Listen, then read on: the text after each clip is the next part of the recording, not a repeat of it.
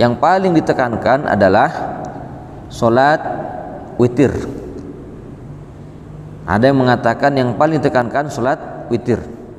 Ada lagi yang mengatakan yang paling ditekankan, yang paling muakkad adalah sholat sunnah rawatib, qobliyah dan ba'diyah. Kita pernah menjelaskan berapa rakaat setiap qobliyah dan ba'diyah dan apa saja.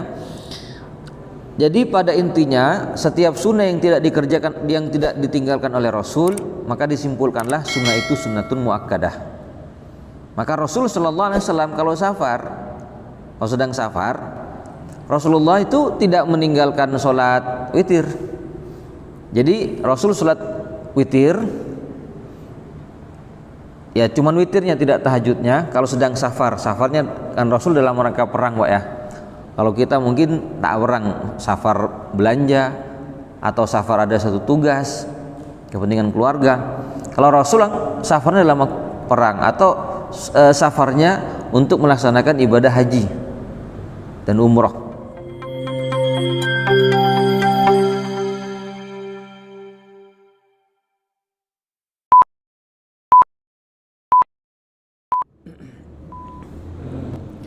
Assalamualaikum warahmatullahi wabarakatuh.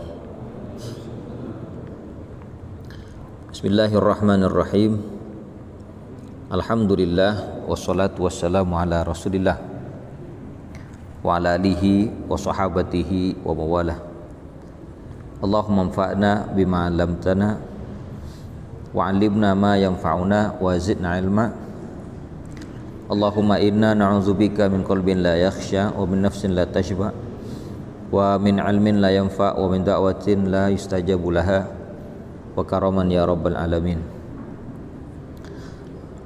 Para hadirin, para jamaah, para mustami'in sesami mulja, asyukur da Allah subhanahu wa ta'ala atas nikmat yang tidak terbatas yang telah kita dapatkan darinya,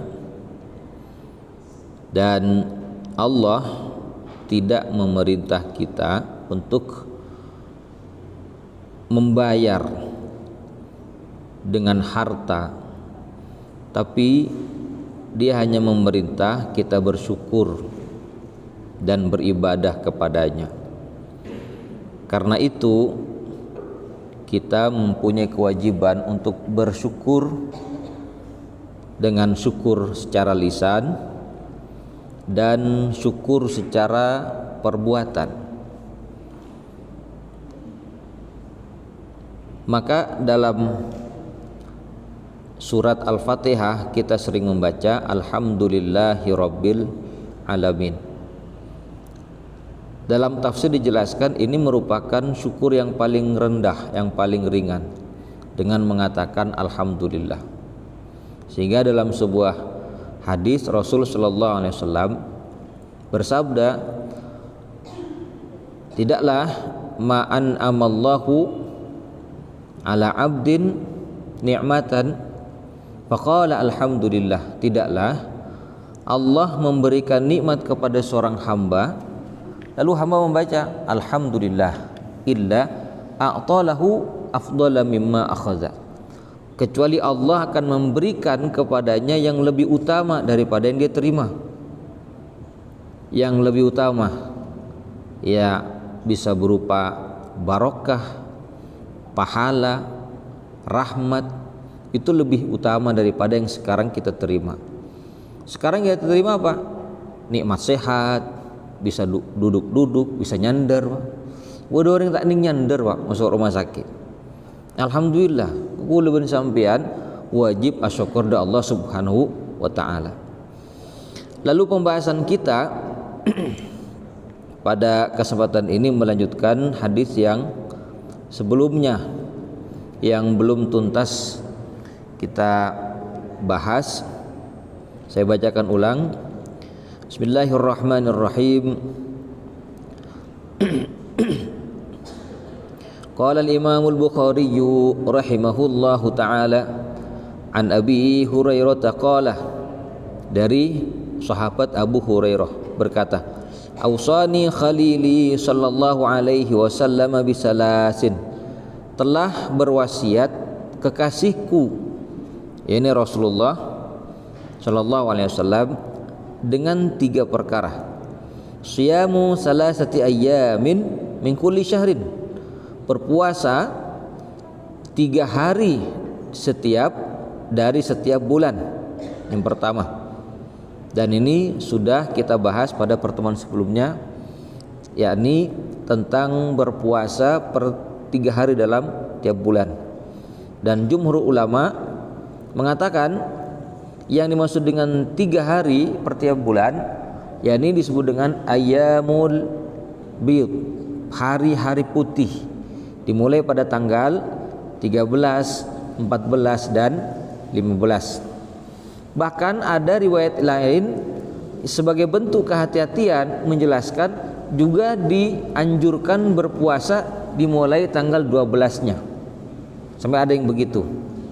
Nah, ini yang pasti jumhur fuqaha memaksudkan daripada 3 hari dalam tiap bulan adalah ayyamul bid, hari-hari putih. Meskipun ada pendapat yang lain, kita jelaskan pada sebelumnya, itu pendapat yang pada intinya kalaupun mau kita mengambil yang 3 hari ayyamul bid atau 3 hari dimulai tanggal 1, 2, 3 setiap awal bulan, atau 3 hari penutup bulan, bisa tanggal 27, 28 dan 29, atau 28, 29 dan 30, atau 3 hari 1 hari pertama, 1 hari di 10 hari pertama, berpuasa 1 hari di 10 hari kedua, dan berpuasa 1 hari di 10 hari ketiga. Itu juga terhitung 3 hari dalam sebulan. Dan semua ini ada dalil-dalil dari Rasul sallallahu alaihi wasallam. Tapi yang paling jumhur ulama mengatakan yakni ayyamul bid. Ada sekitar di sini ada 10 pendapat, 11. Kita lanjutkan. Wa raq'atay duha, dan 2 rakaat salat duha. Rasul berwasiat kepada sahabat Abu Hurairah agar salat 2 rakaat salat duha. Yang berarti untuk umat salat duha termasuk salat yang nafilah, meskipun tidak terhitung sunnatun muakkadah, sunnah yang ditekankan. Karena sunnah yang ditekankan, yang paling ditekankan adalah salat witir. Ada yang mengatakan yang paling ditekankan salat witir. Ada lagi yang mengatakan yang paling ditekankan, yang paling muakkad adalah salat sunnah rawatib, qobliyah dan ba'diyah. Kita pernah menjelaskan berapa rakaat setiap qobliyah dan ba'diyah dan apa saja. Jadi pada intinya setiap sunnah yang tidak dikerjakan, yang tidak ditinggalkan oleh Rasul, maka disimpulkanlah sunnah itu sunnatun muakkadah. Maka Rasul sallallahu alaihi wasallam kalau sedang safar, Rasulullah itu tidak meninggalkan sholat witir. Jadi Rasul sholat witir, ya cuman witirnya, tidak tahajudnya. Kalau sedang safarnya kan Rasul dalam rangka perang, Pak ya. Kalau kita mungkin tak perang, safar belanja atau safar ada satu tugas kepentingan keluarga. Kalau Rasul safarnya dalam perang atau safarnya untuk melaksanakan ibadah haji dan umroh. Begitu juga safarnya sahabat, ya ada yang safarnya bekerja dan macam-macam. Jadi pada intinya kalau safar yang dikerjakan, maka Rasulullah tidak meninggalkan sholat sunnah witir. Tapi sholat sunnah rawatib ba'diyah dan qobliyah dan ba'diyah sedang safar Rasul tidak mengerjakan. Jadi langsung dijamak qashar, tidak ada qobliyah dan ba'diyah. Dari sini ulama fikih mengatakan menurut satu pendapat yang paling ditekankan jika dinto salat sunnah witir. Salat sunnah witir. Terus bagaimana dengan salat duha? Salat duha sendiri tidak terhitung yang ditekankan, bukan sunnatun muakkadah.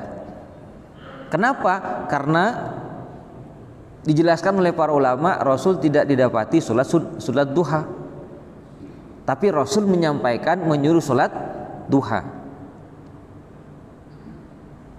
Sehingga dari situ terhitung nawafil juga, cuman tidak tingkatan ditekankan. Dalam sebuah riwayat yang sahih dari Imam Muslim, Rasulullah SAW shalla bin nasi rakaatil fajr, salat 2 rakaat di salat subuh. Kemudian duduk Rasul setelah salat berzikir sampai terbit matahari. Baru setelah itu Rasul keluar dari masjid. Nah, itu yang sahih. Meskipun sering kita mendengar riwayat Rasul mengatakan barang siapa yang salat 2 rakaat fajar, salat subuh, kemudian dia duduk lalu berzikir dan terbit matahari, lalu dia salat sunnah, disebut dengan sunnah syuruk, sebelum keluar dari masjid, maka kata Nabi, maka dia akan mendapatkan pahala seperti berhaji dan umroh, sempurna 3 kali. Nah, hadis ini para ulama ternyata tidak sama dalam mengatakan status. Ada yang mengatakan hadisnya hasan seperti siapa? Kalau yang kontemporer seperti Syekh Albani, ada yang mengatakan juga hadisnya mungkar. Berarti di sini tidak disepakati tentang kekuatan hadisnya. Sehingga dari situ ada ulama kalau hadis mungkar nggak perlu diamalkan, sedangkan hadisnya hasan ya perlu diamalkan. Sehingga diambillah kesimpulan oleh Syekh bin Baz bahwa kalaupun mau sholat syuruk itu niatnya adalah sholat duha ringan atau pembuka sholat duha. Para jamaah sekalian, ini tentang sholat syuruk dan duha. Tapi Rasul Sallallahu Alaihi Wasallam sendiri tidak didapatkan riwayat Rasul sholat syuruk. Tapi riwayat yang sahih, Rasul setelah zikir terbit matahari lalu langsung keluar. Itu juga yang dikerjakan oleh para ulama setelahnya. Kalaupun toh mau mengambil yang tamah silahkan, karena di sini masalah pilihan dan ulama beda pendapat dalam menetapkan hadis itu. Yang mengkritisi yang mengatakan hadisnya mungkar, tidak mungkin sholat 2 rakaat sama seperti haji dan umroh. Apa? Berarti kan susah. Ngapain susah kalau dapat pahala haji dan umroh? Ngapain harus pergi ke Mekah, kan begitu? Ada yang mengkritisi begitu. Jadi tetap motivasinya, kalaupun mau diambil hadis ini, maka kesimpulannya adalah dijadikan sebagai pembuka sholat duha yang dikerjakan di saat matahari terbit. Di saat matahari terbit, jaraknya, waktunya tidak lama, sekitaran 5-10 menit kata Syekh bin Baz. Baru setelah itu setinggi tombak matahari, di saat itulah matahari setinggi tombak, berarti sekitar jam 6:30 ya. Kalau syuruk itu sekitar jam 6-an lah. Karena ada yang sholat itu masih gelap, jam 5:30 sudah sholat. Sebenarnya syuruk itu matahari terbit, kelihatan sudah mulai terang. Kalau sholat duha itu kata Nabi qadra romhin, matahari setinggi tombak. Berarti dimulai jam 6:30, sudah siang itu, kelihatan matahari. Sampai sebelum zawal syams, sebelum sampai sebelum matahari istiwa tepat di atas kepala kita.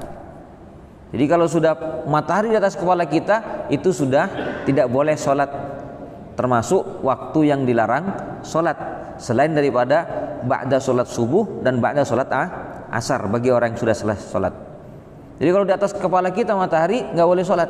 Nah sebelum itu adalah waktu yang dikerjakan, disunnahkan melaksanakan sholat duha.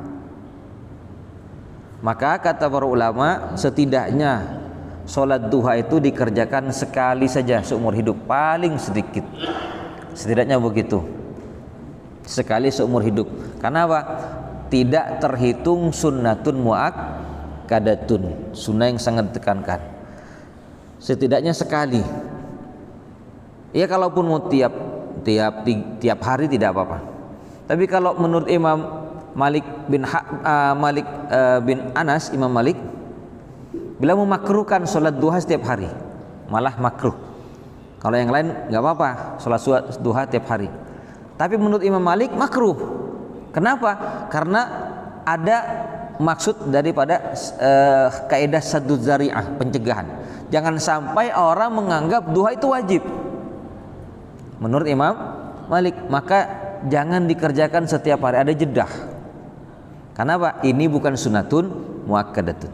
Sampai segitunya Pak. Karena akan ada orang yang menganggap kalau tidak sholat duha itu sangat. Nah, disinilah nanti akan terjebak, kadang mengutamakan satu yang sunnah daripada yang wajib. Nah, ini termasuk apa? Kalau dalam kitabnya Imam Ibnu Jauzi, termasuk talbisul iblis, jebakan setan.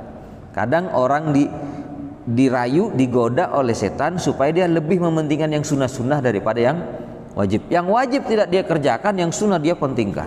Nah, ini sini. Sehingga Imam Malik termasuk mengambil kaidah sadduz zari'ah bahwa sholat duha setiap hari makruh, ada jedah. Terus selanjutnya kata Nabi Bismillah.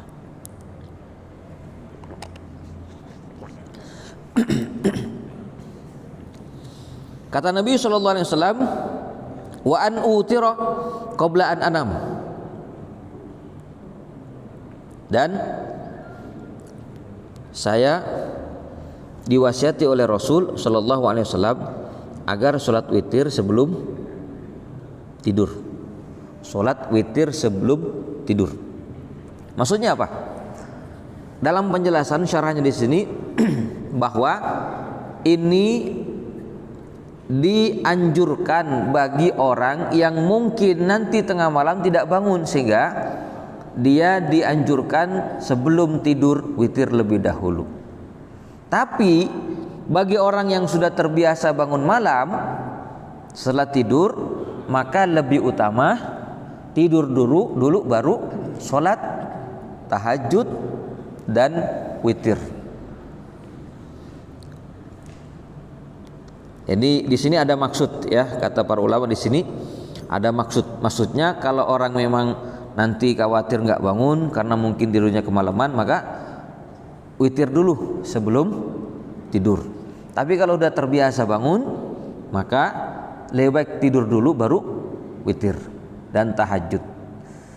Karena itu ini merupakan sholat yang ditekankan, yang paling ditekankan, witir. Kalau misalkan khawatir tidak bangun, sebelum tidur aja witir penggantinya, karena saking ditekankan. Makanya witir itu, ya jangan sampai kita ketinggalan witir lah. Setidaknya lah orang yang cerai itu witir 1 rakaat itu sudah dikatakan pelit, bakhil. Baru mau pas tak juga sekali Pak, pas tak sholat sekali, saragelu cerai 1 rakaat saja. Karena itu witir kan ganjil. Kata para ulama fikih, minimal sholat witir itu 1 rakaat. Maksimal berapa rakaat? Menurut Imam Ahmad bin Hambal, maksimalnya itu 11 rakaat. Menurut Imam Syafi'i 13 rakaat. Boleh dikerjakan langsung dengan 1 salam. Langsung dengan 1 salam.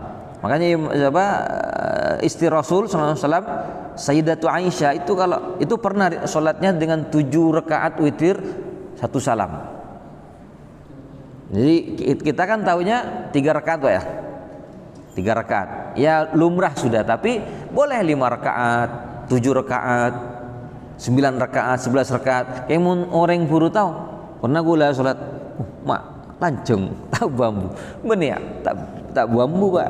Mencoba mengamalkan. Terus ada orang tanya, enggak apa-apa. Ditanya, salatnya kok panjang sekali rakaatnya? Enggak ada salam-salamnya.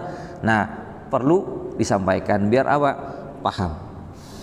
Maksimalnya itu kata Imam Ahmad bin Hambal 11 rakaat, sedangkan untuk Imam Syafi'i 13 rakaat. Sekali-kali cobalah salat witir dengan jumlah rakaat lebih daripada 3 rakaat. Imun misalkan waktu tak kacapo, Pak. Sebelum tidur misalkan tidak salat witir. Ternyata bangun tidur sudah mau azan subuh. Ternyata kacapo cuma serakaat, itu sudah serakaat. Itu kata Nabi terhitung orang yang pelit dengan 1 rakaat witir. Hadis selanjutnya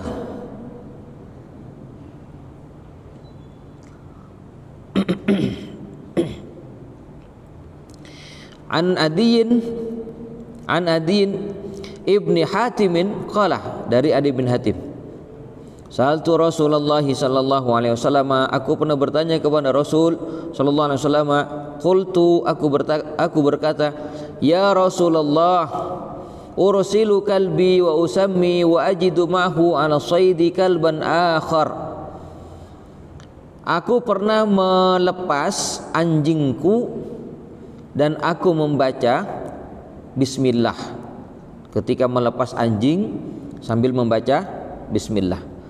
Lalu aku mendapati bersama dengan anjingku pada hasil buruan, berarti anjing yang dilatih untuk berburu. Pada hasil tangkapan, kalban akhar, ada anjing lain.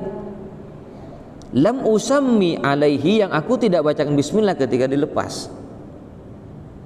Wala adri ayyuhuma akhadha, dan aku tidak tahu mana di antara 2 anjing ini yang menangkap. Apakah yang dibacakan bismillah atau enggak, sama-sama berburu. Qala, bersabda Rasul, la ta'kul fa innama sammaita ala kalbika, jangan kamu makan karena kamu telah membaca bismillah kepada anjingmu ini. Walam tusammi alal akhar, tapi kamu tidak membaca bismillah ketika melepas kepada anjing yang satunya. Berarti di sini para jemaah sekalian yang sama-sama berbahagia tentang anjing yang dipakai untuk berburu, caranya bagaimana? Kalau anjing itu dilepas dengan dibaca bismillah, lalu hasil tangkapan mati, itu sudah terhitung halal dimakan. Halal dimakan karena melepaskannya dengan membaca bismillah. Tapi kalau ketika ditangkap hasil tangkapan, entah itu ayam, entah itu kambing atau kelinci misalkan, masih hidup, maka sembelih dulu, baru boleh dimakan. Disembelih dengan baca bismillah, baru boleh dimakan. Tapi kalau misalkan ditangkap masih hidup kambing misalkan, ya masih hidup kambingnya, anjing dilepas pakai bismillah tapi masih hidup, tapi ada anggota tubuh kambing yang putus misalkan, sudah putus, kakinya putus mati. Nah, yang putus itu terhitung bangkai, sedangkan yang masih hidup itulah yang harus disembelih dan jadi halal dengan bismillah. Kalau kita mungkin sepertinya pembahasan ini mungkin tak neku pada ya. Betul, tapi ilmu kan penting, Bang. Bola satu saat ada di tempat hutan perlu. Karena apa? Di sini di kota, tapi di tempat lain. Seperti di Kangen misalkan. Saya lihat ada orang, nanti. Ya termasuk ini juga sama dengan melepas tembak atau memasang jaring. Karena ada hadis lain Rasul ditanya, "Ya Rasulullah, saya mau memakai jaring." Maka Nabi mengatakan, bacalah bismillah. Sehingga ketika dia terjaring, terperangkap atau mati, dengan ketika dipasang baca bismillah itu sudah terhitung boleh dimakan. Kalau tidak baca bismillah maka terhitung maitah, bangkai. Karena ada Rasul sallallahu alaihi wasallam dalam hadis juga Imam Bukhari Rasul mendapati kambing mati. Kata Nabi, halasta'tum biha. Kalian enggak memakan? Ya Rasulullah, innaha al-maitah. Ini bangkai. Kata Nabi, innama hurrima akluha. Kalau begitu haram dimakan. Yang bangkai mati tidak dengan proses disembelih. Berarti kalau melepas jaring, melepas nembak sambil bismillah atau melepas anjing dengan baca bismillah, itu sudah termasuk dibolehkan, dihalalkan meskipun tidak dengan proses disembelih. Para jemaah sekalian, ini dalam Al-Quran Allah berfirman, uhilla lakumus shayd ya ayyuhalladzina amanu aufu bil uqud. Uhilla lakumus shayd, dihalalkan bagi kalian berburu. Berarti berburu itu boleh. Mungkin di hutan, orang yang tinggal di dekat dengan hutan, di padang pasir. Karena itu juga dibolehkan melatih anjing atau binatang-binatang yang bisa berburu. Seperti elang, boleh hukumnya. Seperti harimau mungkin bisa dilatih, atau hewan yang lain, hewan yang bisa berburu itu boleh secara fikih dengan maksud untuk berburu. Maka dari itu Allah berfirman, yas'alunaka madza uhilla lahum. Mereka bertanya kepadamu Nabi, apa yang dihalalkan bagi mereka? Qul uhilla lakumut thayyibat. Katakan, jawab, dihalalkan bagi kalian yang baik-baik. Wa ma 'allamtum minal jawarihi mukallibina tu'allimunahunna mimma 'allamakumullah. Dan apa yang kalian ajari dari anjing yang dilatih, yang memang diajari oleh Allah, fakulu mimma amsakna alaikum wazkuru smallah alaih. Maka makanlah hasil tangkapannya dan bacalah bismillah. Dari sini kata para ulama, boleh selain daripada anjing. Anjing kan ada yang mengatakan najis mughalladhah, ya, termasuk najis mughalladhah. Cuman yang berbeda itu apanya. Kalau Imam Syafi'i sudah bulunya sudah najis mughalladhah. Imam Ahmad enggak, kalau bulu. Yang najis mughalladhah itu liurnya. Nah, misalkan menggunakan anjing pemburu. Nanti bagaimana caranya? Najis mughalladhah kan dicuci, Pak, dengan 7 kali cucian. Salah satunya dicampur dengan pasir. Nah, kalau misalkan menangkap hewan buruan, iya caranya begitu, dicuci dulu hasil tangkapannya dengan 7 kali cucian, satu digosok dengan pasir. Itu fikihnya, ya. Nah, di sini boleh kalau memang mau melatih anjing. Yang tidak boleh itu berkaitan dengan anjing, memelihara anjing tidak ada tujuan.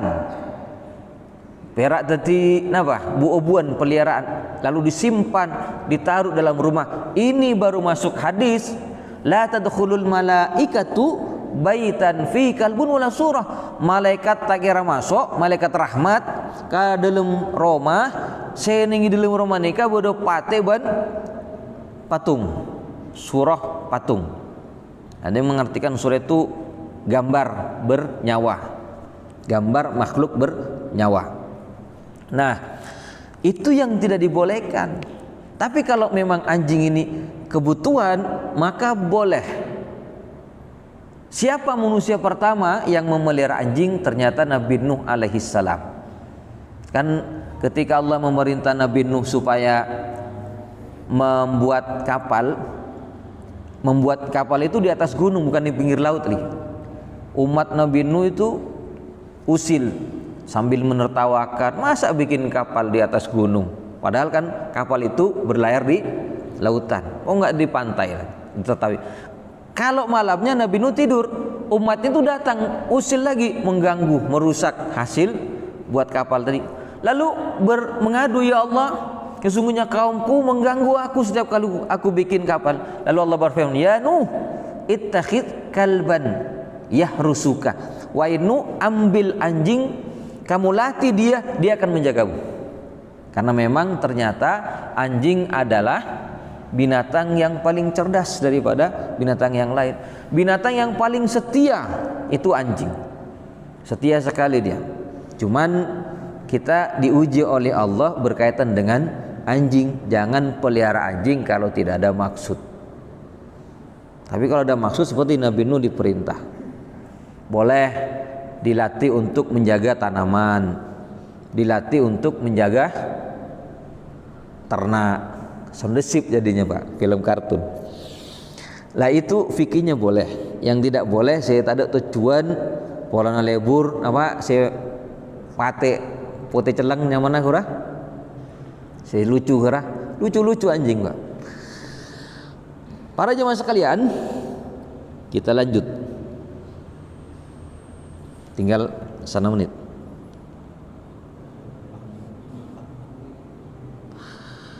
Anil Barra Anil Miqdadi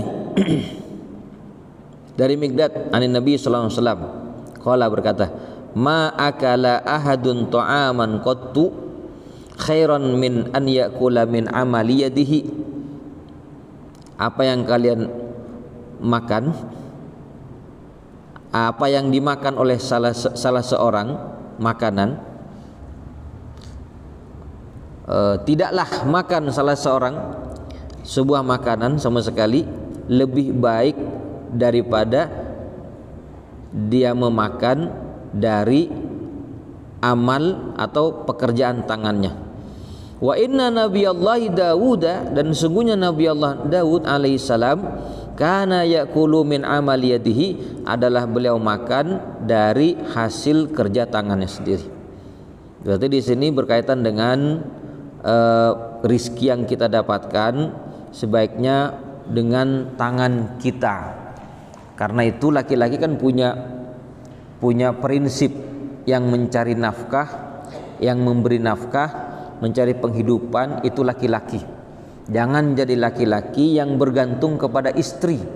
Kalau istri kita sudah punya pendapatan warisan misalkan andi tuku, maka hukum asalnya suami yang wajib menafkahi. Hukum asalnya itu, hukum aslinya. Beni wasman manyaman Pak. Astoronya rabini hisoki wa Khadijah. Jangan bermimpi, karena Rasul tidak pernah bermimpi untuk menikah dengan Khadijah. Laki-laki prinsipnya menafkahi, bukan dinafkahi. Mun badan yang laki nafkahi ban binina Pak, tabalik kadang badan.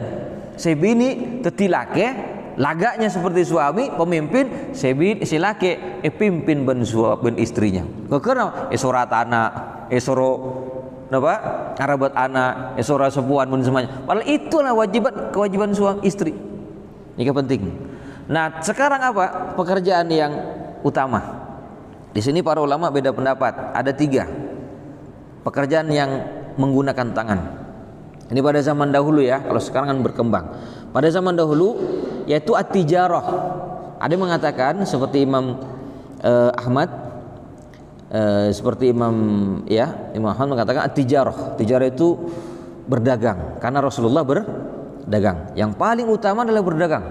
Tapi ada yang berpendapat yang paling utama bukan tijarah tapi az-ziraah, bercocok tanam. Kenapa?